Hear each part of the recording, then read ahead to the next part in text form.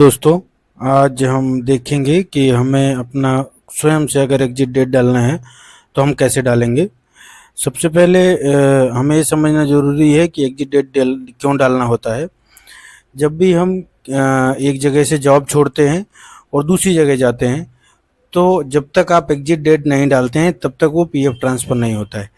और दूसरा, अगर आपने जॉब छोड़ी है और आपको पैसे विड्रॉ करना है पूरे, तो भी आपको एग्जिट डेट डालनी ही होती है। दोनों ही स्थिति में एग्जिट डेट कंपलसरी होता है।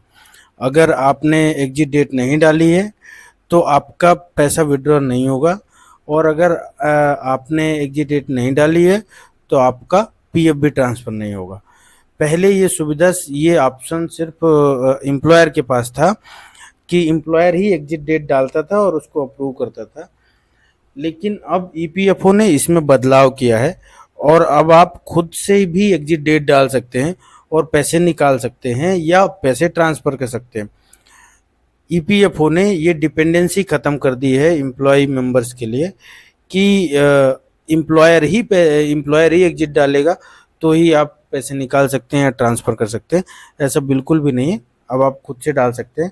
चलिए हम आपको बताते हैं कि आप कैसे अपना एग्जिट डेट डाल सकते हैं। सबसे पहले आपको यूएन पोर्टल खोलना है, जिसको हम बोलेंगे मेंबर होम पोर्टल। तो इसकी वेबसाइट है यूनिफाइड पोर्टल member.epfindia.gov.in/member interface/। यहाँ पर जाकर सबसे पहले हम यूएन डालते हैं। यहाँ यूएन मेंशन किया हुआ है, जहाँ पे हम डालेंगे। इसके बाद यहाँ हम पासवर्ड डालेंगे।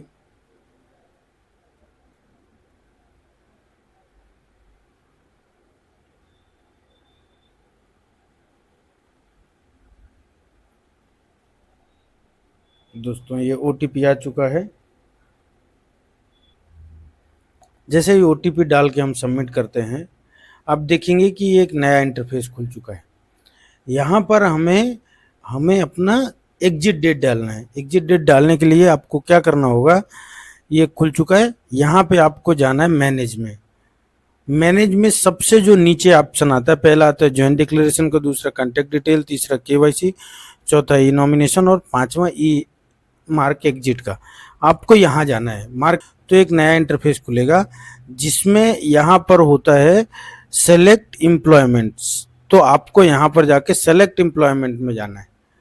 जब सेलेक्ट एम्प्लॉयमेंट में जाएंगे आप, तो यहाँ पर ये ऐसा ऑप्शन खुलेगा। चूंकि इस केस में ऐसा है कि वो अभी कंट्रीब्यूशन चालू है। आप पीएफ तभी निकाल सकते हैं जब 2 महीने हो चुके हों, कम से कम आपके कंट्रीब्यूशन, मतलब जॉब छोड़े हुए 2 महीने हो चुके हों। तो उस केस में अगर आपने 2 महीने बाद इसको अप्लाई करेंगे तो ये यहाँ पर एक नीचे कैलेंडर आएगा इधर। उस कैलेंडर से आपको डेट सेलेक्ट करना है और उसके बाद उसको इन करके और आपको ओटीपी वेरीफाई कर देना है और आपका एग्जिट हो जाएगा। इतनी ही प्रोसेस है एग्जिट की। तो आप इसको एग्जिट करके चाहे तो पीएफ विड्रॉ भी कर सकते हैं और पीएफ ट्रांसफ़र भी कर सकते हैं। विड्रॉ उसी केस में होगा जब आप जॉब छोड़ चुके हों। एडवांस आप कभी बीच बीच में भी विड्रॉ कर सकते हैं, बट पूरा पैसा तभी विड्रॉ होगा जब आप जॉब छोड़ चुके हों और 2 महीने हो चुके हों। वो कैसे विड्रॉ करते हैं वो आगे हम आपको दूसरे वीडियो में सिखाएंगे। आप देखते रहिए। नई नई जानकारी के लिए चैनल को सब्सक्राइब कर लीजिए। हम पीएफ से रिलेटेड आपको सभी तरह की जानकारियाँ देंगे।